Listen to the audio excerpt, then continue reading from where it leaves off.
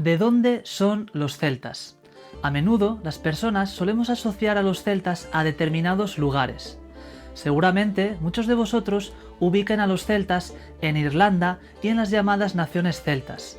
Otros puede que los ubiquen en Francia, ya que se imaginarán a los galos como el celta por excelencia.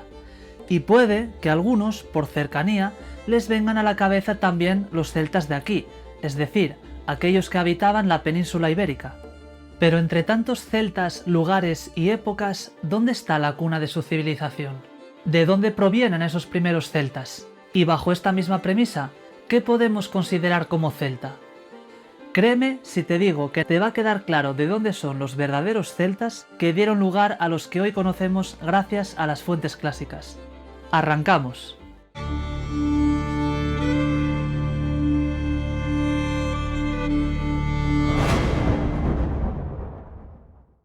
Antes de adentrarnos a hablar del origen de los celtas, es necesario aclarar quiénes son los celtas. Parece una pregunta obvia, pero hay que entender que no hay una imagen exacta de cómo sería el celta ideal, a diferencia de si queremos describir la imagen de un soldado romano o de un centurión, porque la imagen de celta varía bastante según la región y a lo largo del tiempo. Si miramos un mapa de la extensión geográfica que abarcaban los celtas, lo primero que pensamos es ¿cómo pudieron ser conquistados por los romanos? ¿Cómo es que no dominaron el mundo, o al menos la Europa occidental? Y es porque los celtas no constituían un imperio, ni ciudades-estado, ni nada de eso, sino que eran considerados como una etnia o macroetnia, es decir, eran un conjunto de pueblos que compartían rasgos culturales, lingüísticos y genéticos, y que fueron denominados celtas por los autores grecolatinos de la antigüedad, llamados Keltoi por los griegos o Gali por los romanos. Ahora ya nos va sonando ciertos términos celtas, ¿verdad? Galia en Francia, Galatia en Turquía, Galaecia, que es Galicia, Gales, pero todos ellos a su vez eran distintos. Podían guerrear unos con otros y constituían pueblos y tribus independientes, con jefaturas locales. De ahí el motivo de su rápida conquista por parte de Roma.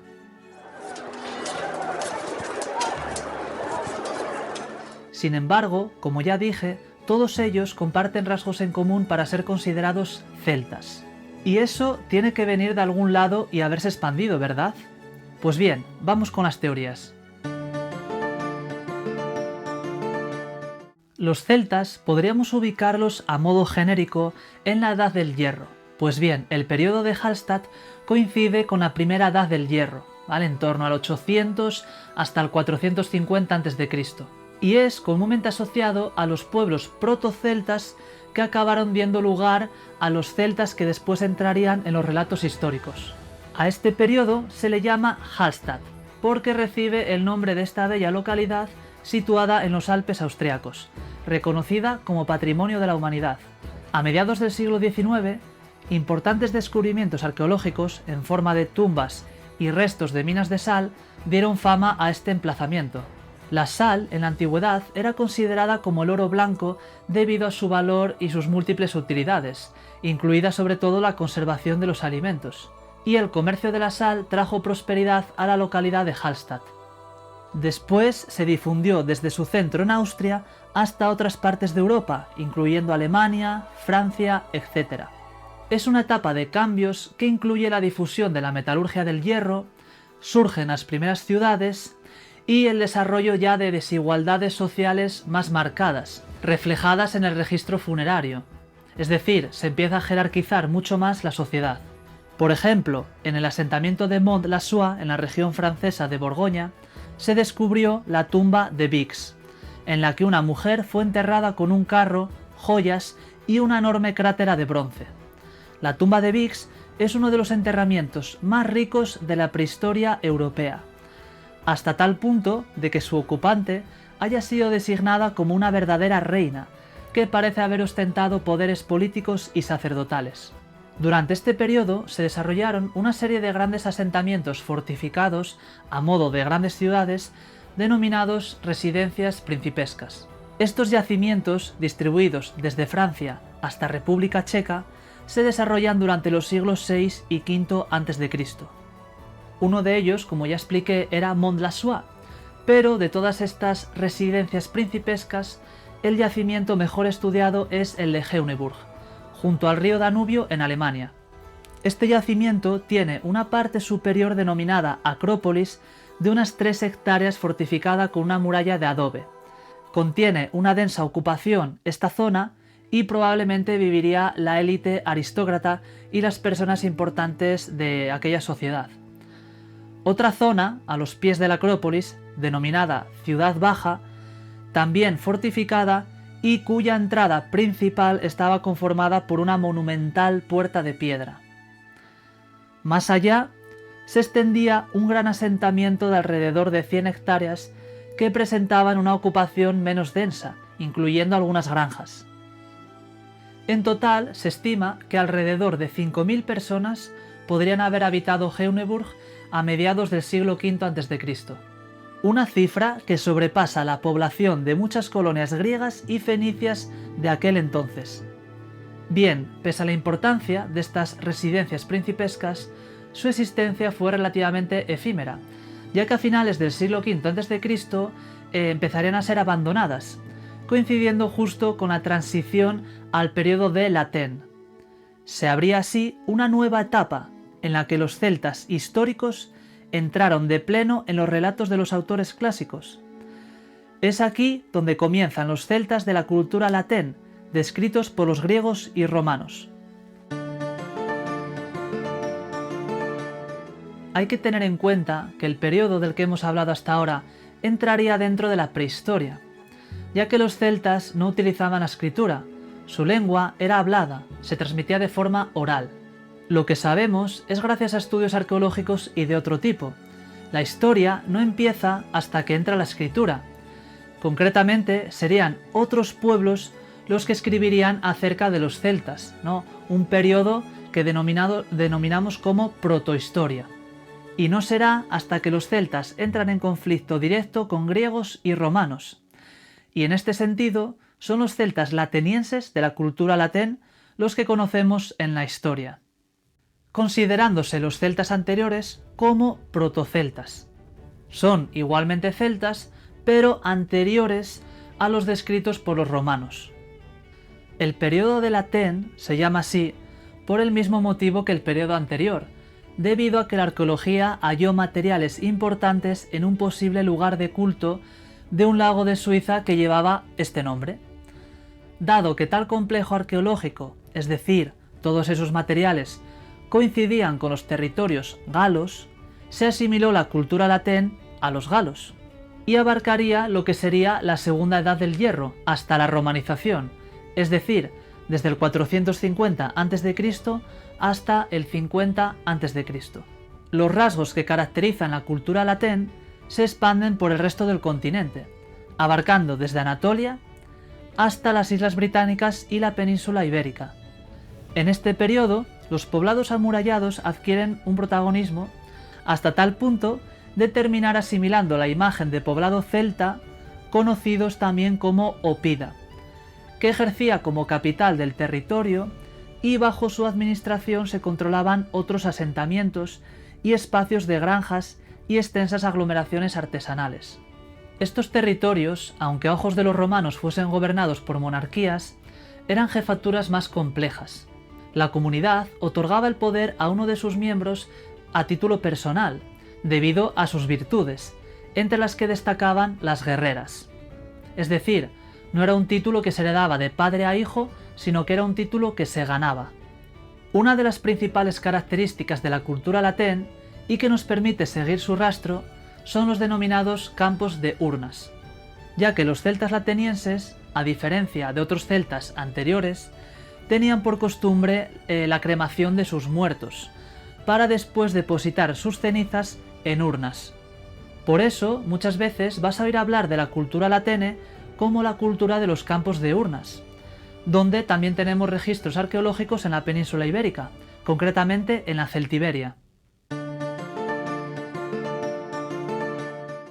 Como ya vimos, la teoría tradicional, basada principalmente en hallazgos arqueológicos, sostiene que los celtas, o los primeros celtas, vienen del centro de Europa, desde la cultura de Hallstatt, dando paso después a la cultura de Latén en la segunda edad del hierro. Y después, estos se expandirían a las zonas más remotas, como Iberia o las Islas Británicas.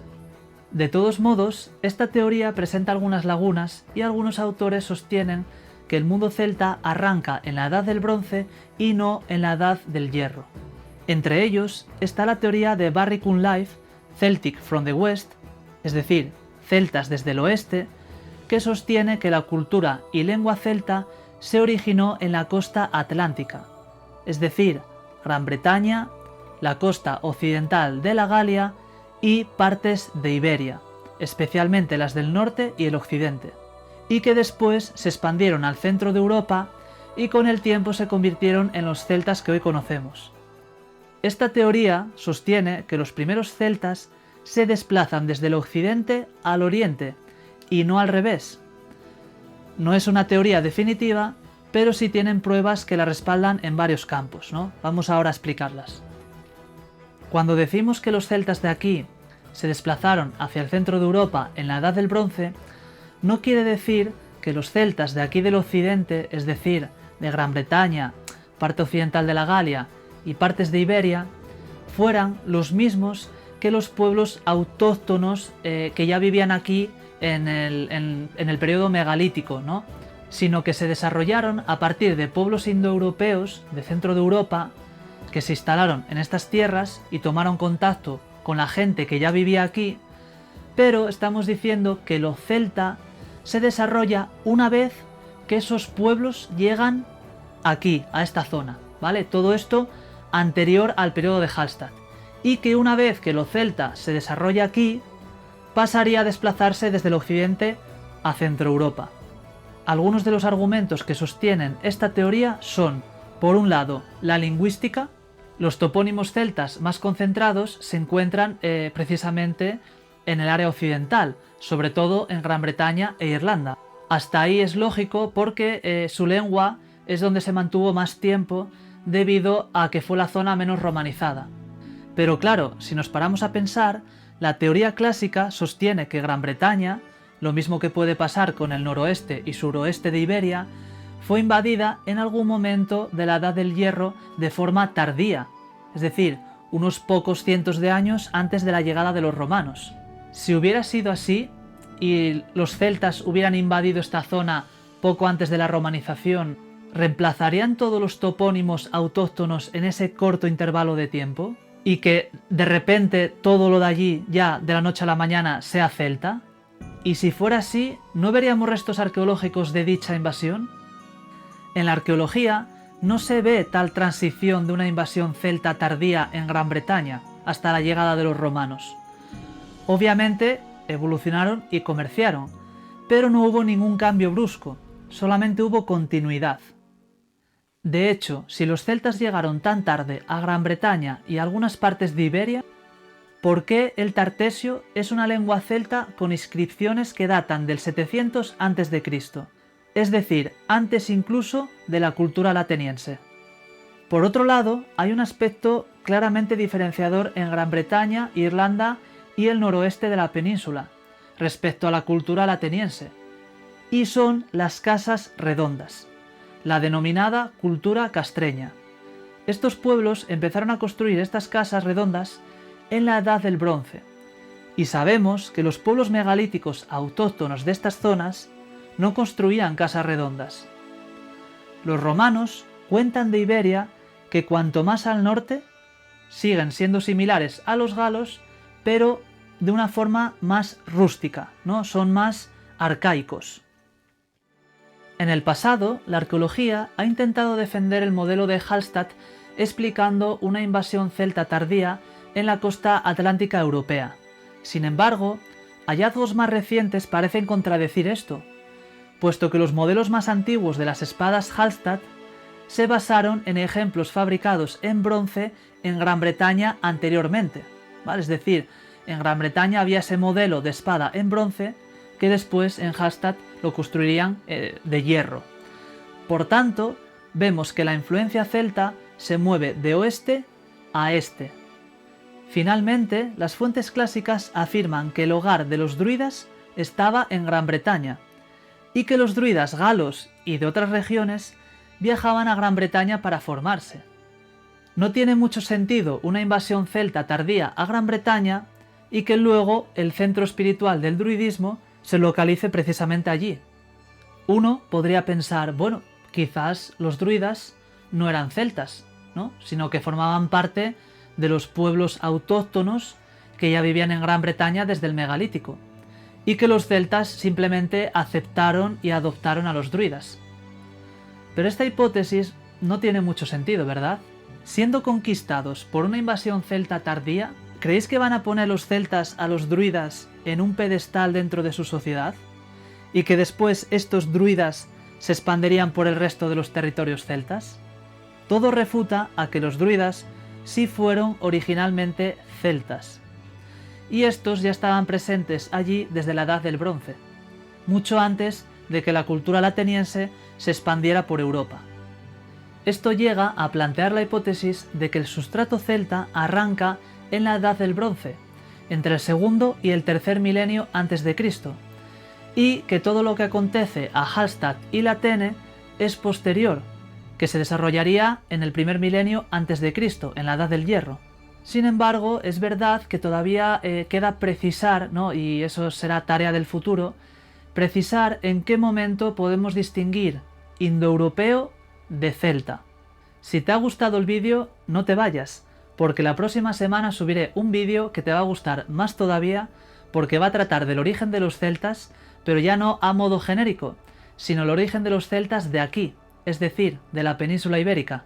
Si cuando estés viendo este vídeo ya lo tengo subido, te lo dejo aquí a modo de pantalla final para que puedas hacer clic e ir a verlo. Gracias por quedarte hasta el final, nos vemos.